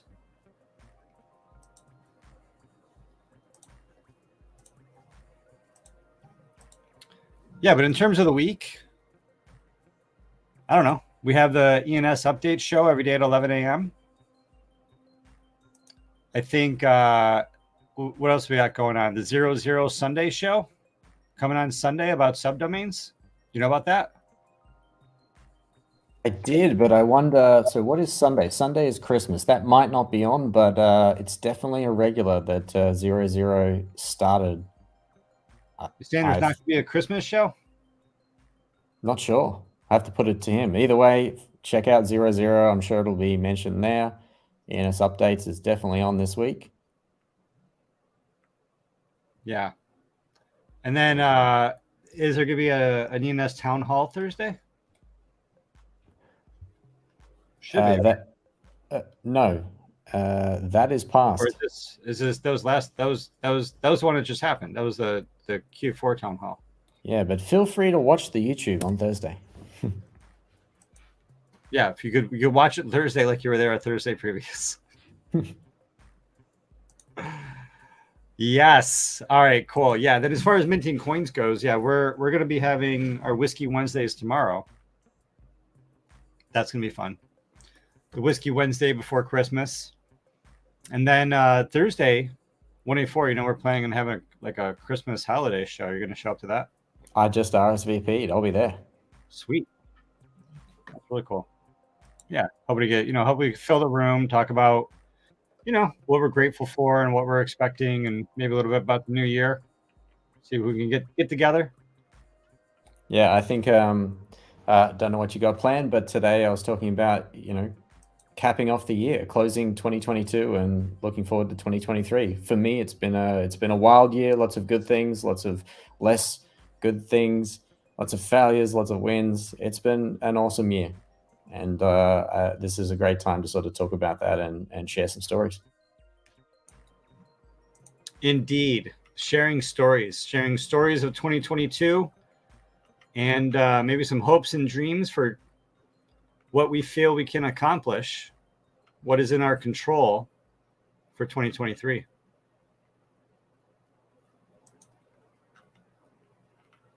Yeah. Anything else you want to say before we close out? You can find me 184.eth on Twitter, ENS app. You can find me.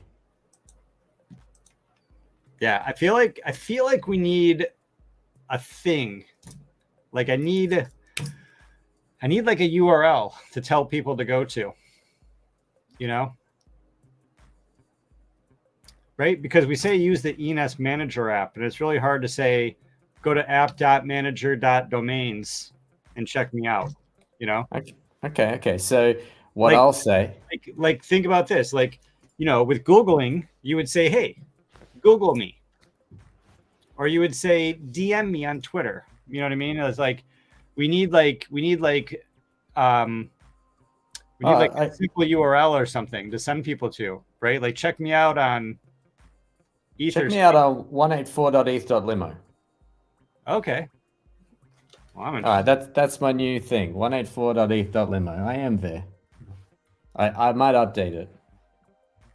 Of course you're gonna update it. Yeah, you're there. You're there. Looking good. Good looking Nemi site. Got your avatar, your 184.eth, ENS DAO participant ENS token responsibility holder. I love it. First ETH minted. Oh, you're like you're stuck on that. Would I call it registered? How old school you are. Would I call it registered or minted? I've really struggled with this because it was obviously different back then.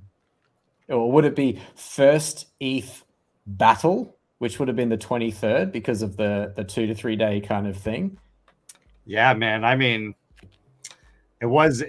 I mean, because I was in the trenches, I would almost say battled, but I think to the normal newcomer, you could probably say registered. I think registered is probably the more definitive nomenclature. I'll adjust that. So you were well, for the sake of this chat, I'm going to keep battle. You were battling on early May, but I was late. I was a few weeks late, and it was still a battle. It was still a battle. So wow. the U's were still around, and there were people I would want something and they'd take it. All the good things were gone. The great things were gone, but I still couldn't get what I wanted. Yeah. But I tell you what, I learned in May of 2017. So when it came time to 2019, the 3 to 6 character, and then 15 months later, the 12 months plus the grace, I learned and I was there. I was there with a vengeance. Yeah. I was lucky. I was lucky that I had really good firepower when it happened. I just happened to have really good firepower when it happened. And yeah, I mean, I was able to throw my weight around a little bit. You know, and it's fun because I have because if you watch my old videos, right, I actually showed everybody my whole process. Right, I show people my spreadsheet. There's a link to my spreadsheet, or at least a copy of it, like an unused copy of it in that video. So you can click on that link, get a copy, clone it. And so I have all my spreadsheets, and I've since like duplicated them a couple times. So I have a couple different versions of them. But I have every name I ever bid on. I have in a spreadsheet. I have every name I ever bid on. I have the exact date and time that it was open and the exact date and time it was released, which was 7 days later, and my three word secret phrase for every single one, and the address that I used for every single one, and how much I bid for every single one, and what the high bid was for not every single one because I stopped recording that data because I didn't need to do that after a while. I got every word I lost. Every word I won, I got all those spreadsheets though. That is remarkably. We can cross notes and I can see if there's any names that we both bid on. I'm sure we did in 2019, 2020, I forget, right? But in that first one, maybe, but I was a noob. I was not prepared. You sound like you have a comprehensive dude. We were all noobs, man. Like, yeah, but you had at least some Web2 kind of knowledge kicking in there. I was a few weeks late. I had no idea. The only thing I had going for me, which also I learned in the second round of 3 to 6 characters, was I knew that I needed to have 2 computers going. So I had my tower and I had my laptop, and because you couldn't, you would fight for these things. And I knew I needed to refresh, and I knew that sometimes the browser didn't like that. So yeah, that's the one thing. I had a terrible system in 2017, and it was essentially me just doing brain farts. The first name I did go for, which was Amazon, and of course it was taken by then. But no, 2017, I was. I don't think I could probably count less than 50 names that I think are acceptable. I'm not even saying reasonable, acceptable from that time block. But it was years later. And I kept acquiring. How many 1K pre-punks do you got? Are you willing to share? Not many. Because if you look at that date, 25th of the 5th, it was it was early September that the first and original contract went out for CryptoPunks. So yeah, I'm not sure what date the 1Ks really ran out. Oh yeah, sorry. I definitely didn't get the 1K. That would have been in the first day, but I don't even think I was No, not the first pre-punked. day. No, really, the first day. Of course it would be. No. 1,000. I don't 1,000. know. I don't know because you couldn't register everything in the first day. Like that was the whole thing with the original auction, is that there were some names that I wanted, right? Like the process was, you know what name you want to register, right?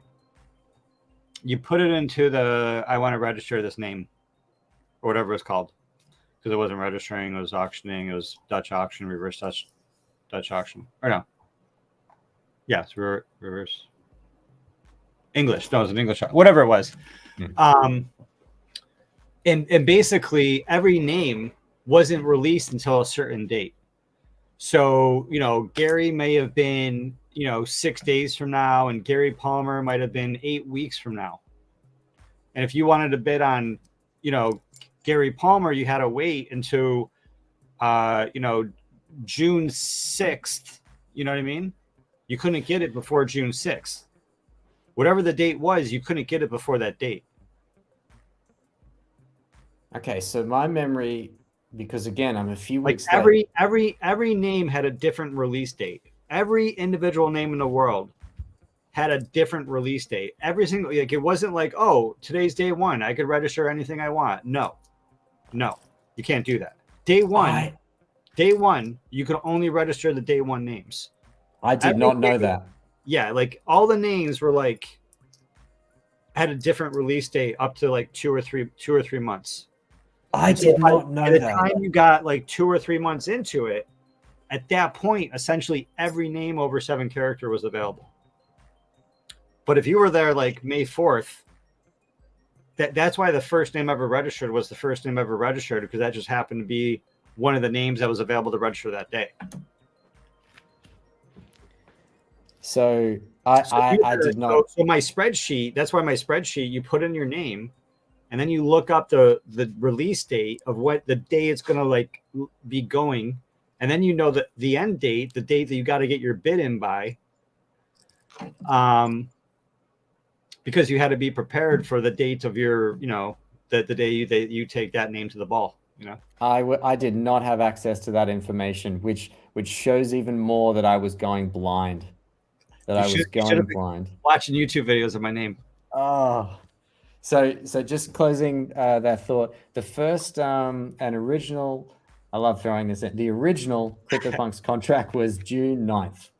So the 72,000 inverted commas pre-punks. Yep. I definitely wasn't in the 1,000.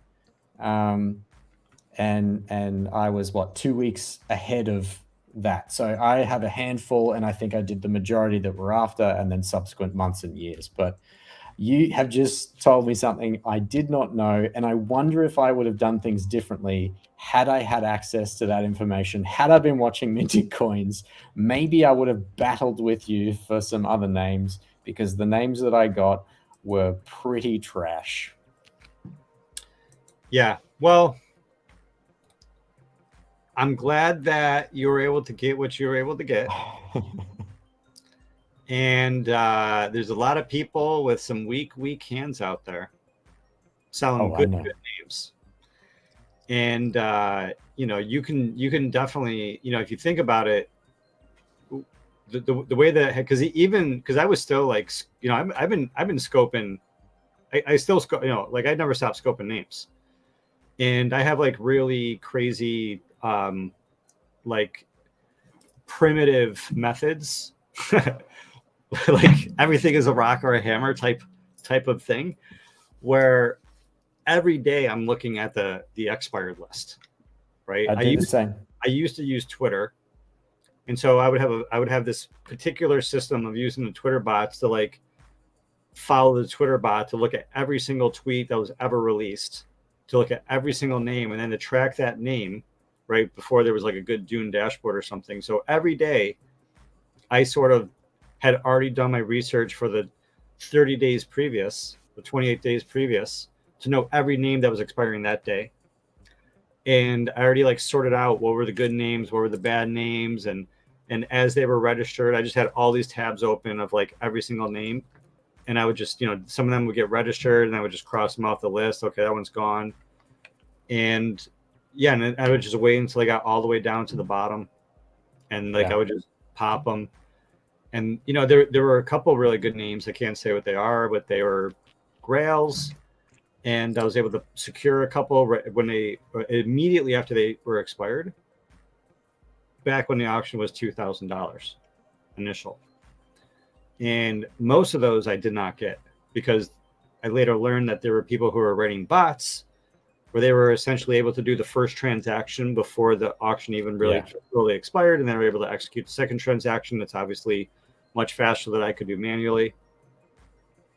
But there were some that I was able to get for that 2K, and it's just like a similar sort of just thinking that, I mean, geez, for two Ethereum, you can put bids on like some really, really good names, like some countries or some nouns or some industries, like I keep on going back to how homeowner.eth,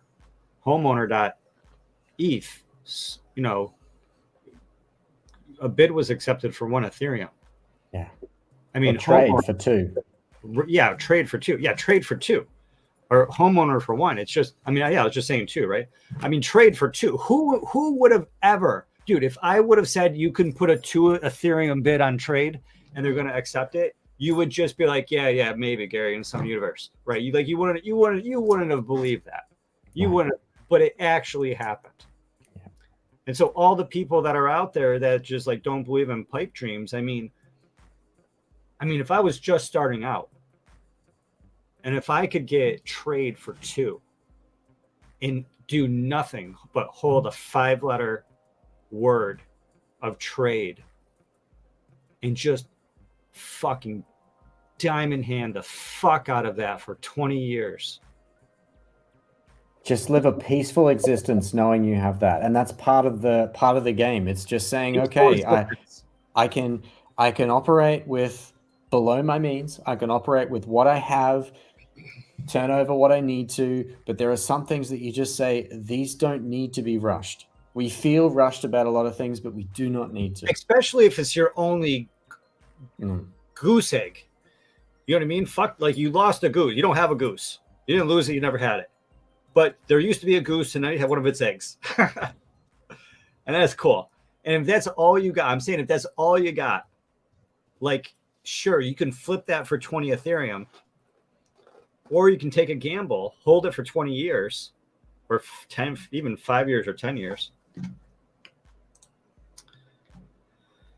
And boom. I mean, that's like $1 million payday one day, if not in like 5 years and 20 years, if the gamble's right, as opposed to just getting $20,000, you can get 2 million, instead of getting $20,000, you get $200,000. Right. And as opposed to taking 2 Ethereum and purchasing 200 shit names, you could, that's what like shocks me with people. And it's none of my business to tell people like what to do with their money and stuff like that. And, I give my opinion, grails are better. And unless you're really good at flipping or something, but it's all like a degen sort of mentality risk, and I just think like, basically it's like trading, for every one person who's successful, there's 1,000 people that are losing money. Yeah. And in this case, it's many millions. It's many millions, because it seems to be the same key players or a very small percentage that are compounding the grail game. They're compounding that game. And there are a lot of others that are just, what's the shooting, but flying, whatever. They're a bit loose. Yeah. So I do a similar process to you, and I have names that I will track on a generally a weekly basis, because that premium thing comes down. It's too high now. So I was doing the sniping as well, and I learned the hard way on a particular name where the difference between this person and I. Sorry, let me start the story. So I did the sniping as well, did a few things, and even in one situation, this one I'm so dirty about. It was knowing the difference between the miner's tip, like the gas tip. This person had a higher tip, 0.5. We did everything on the same blocks. and 0.5 they got it, and then I bought it back for them like a month or something later for a lot of money. And I was so dirty from that, just a couple of dollars, and that has to do with how your MetaMask is set up. So frustrating. So I learned about, having to do things in advance and what the bots would do. But you'd also, during that time, you'd be finding out when's everything expiring, and you would hope. And I think there were like 5 people that were religiously doing this. There were more, but there were 5 that I knew of, and they had to sleep. So when sniping was a thing, and the Americans, when you would go to sleep, there was this little window. So I wasn't sleeping, man. I'm up till 2 a.m, man. I don't know like when's those people's hours are, but I'm up early and I'm up late. Oh, that snipe time was fun. But now that it's 100 million, now I just do it on a weekly. I don't do it on a monthly. It's a weekly basis. Everything is bookmarked. So checking ENS tools, checking ENS vision, everything is then bookmarked, and it's a case of not just bookmarking the names and checking them. For anybody listening, ENS tools is, I think, a little underutilized. I think ENS vision has a good game. I don't know why, but I like ENS too. ENS actually, there's a lot of reasons why. I don't want to give away too much alpha, but there's not that many people watch it. But ENS tools does have the word dictionaries. Yeah. I love that. Do you have that? Do you have the NFT? Yeah, I've got the pass. I got the pass. That was a no-brainer. It's a no-brainer. I know, it's so good. So many times it's like these things people say, oh, I can do it myself, or I can do other things. It's like, no. And I will support builders in this game, and that was an early builder. But that's another story. But now it's like when you're bookmark. So for me, when I'm bookmarking names, looking at them on a weekly basis, I'm also trying to find out who at the last moment. So I'm bookmarking names that are coming down on premium, but bookmarking names that are going into grace. And then you find that there's one person that's got multiple going into grace. And it's really sad when suddenly they renew it, and the 5 or 10 other items they're about to renew as well, and you miss out, and you've got to delete all those bookmarks. You don't have to break your heart. Like for me, I don't do that. There's no point in me doing that. Like, I don't have $100 million. I don't have $1 million. If someone's going to snipe that from me before I can afford it, bless their heart. And if it then falls into my price range, right? Like once it's in my price range, then it's on my radar. Oh, but I want to know who's this person that's letting it expire, because you notice people's names and you say, okay, if they're letting it expire, it's just heartbreaking material. Because if they let something good expire, then it's worth putting a bid on their other names. Yeah. Maybe they'll let it go. If they were dumb enough to let something expire, maybe they're willing to let things go. They don't know the price of what things are worth. Yeah, but maybe, yeah. I think that's a brilliant strategy. But yeah, the but is going to be the amount of extra time that would take me versus the number of times it would hit, right? Because I just feel that if someone has good names and they're letting them go to expire, they're like they lost their keys, or they're not paying attention. Otherwise, they would have let such good names. I mean, how could you let such good names expire? But you're also tracking their activity on other things as well. So sometimes it really is just absent mind. If you've got something 10 days ago, they were active and they kind of have periodic things, you get a feel. You're right.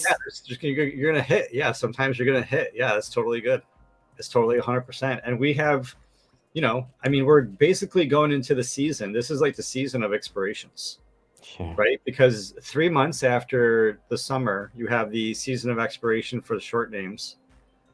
And then you have the spring starting from May, right? When all the names were originally registered, where you have these extra, very large spikes of names dropping. Yeah. And talking about clubs and things, but specifically 3 digits and 4 digits, these are still untested. So yes, they've got they've got sales data, they've got demand and whatnot, but they haven't done a 12-month term. And, you know, we're still in this bear market. The 3 letters or the clubs? Oh, sorry, the clubs, the 3 digits, 3 digits and 4 digits. 3 letters. They haven't done a 12-month term yet. So as much as we're seeing them go into expiry, or some people, you know, sell them right at the end, and that's fine. You got to do what you do, but we still haven't done proper 12-month terms, and we haven't had a full club sold out. And so these are the only 2 clubs loosely. These are the only 2 kind of collections, that's a better phrase, that have a ton of volume, in theory demand, but they are untested because they haven't done a 12-month term. And my view is, why look at anything else as a club? Watch what's going on here. I think they're still untested. I don't think there's a problem with them, but to me, it's going to be a very interesting time come, as you said, May, or, you know, 3 months and 2 weeks later. Yeah. Cool. Well, there's going to be a lot to talk about as time goes on. That's for sure. That is for sure. So, so I hear if you want to find more about 184.eth, you go to 184.eth.limo. That, in summary, that is what we learned. 20 minutes to get there, 30 minutes. That was a good conversation, though. And I am Gary Palmer Jr.eth. You could learn more about me at garypalmerjr.eth.limo or at Gary Palmer Jr. on Twitter. Like this video. Unless you're on Twitch, then just comment. And wherever you are, comment, subscribe, follow us. It's really awesome. It's really good for the engagement. Adds a little bit of dopamine for me. Every one little like, I think is awesome. And just keep on following, keep paying attention, keep taking in information and using that information, because using that information and owning that information and taking control of your money, of your art, of your metaverse, of your identity, that's what it's all about. And I'm glad that together we are minting coins.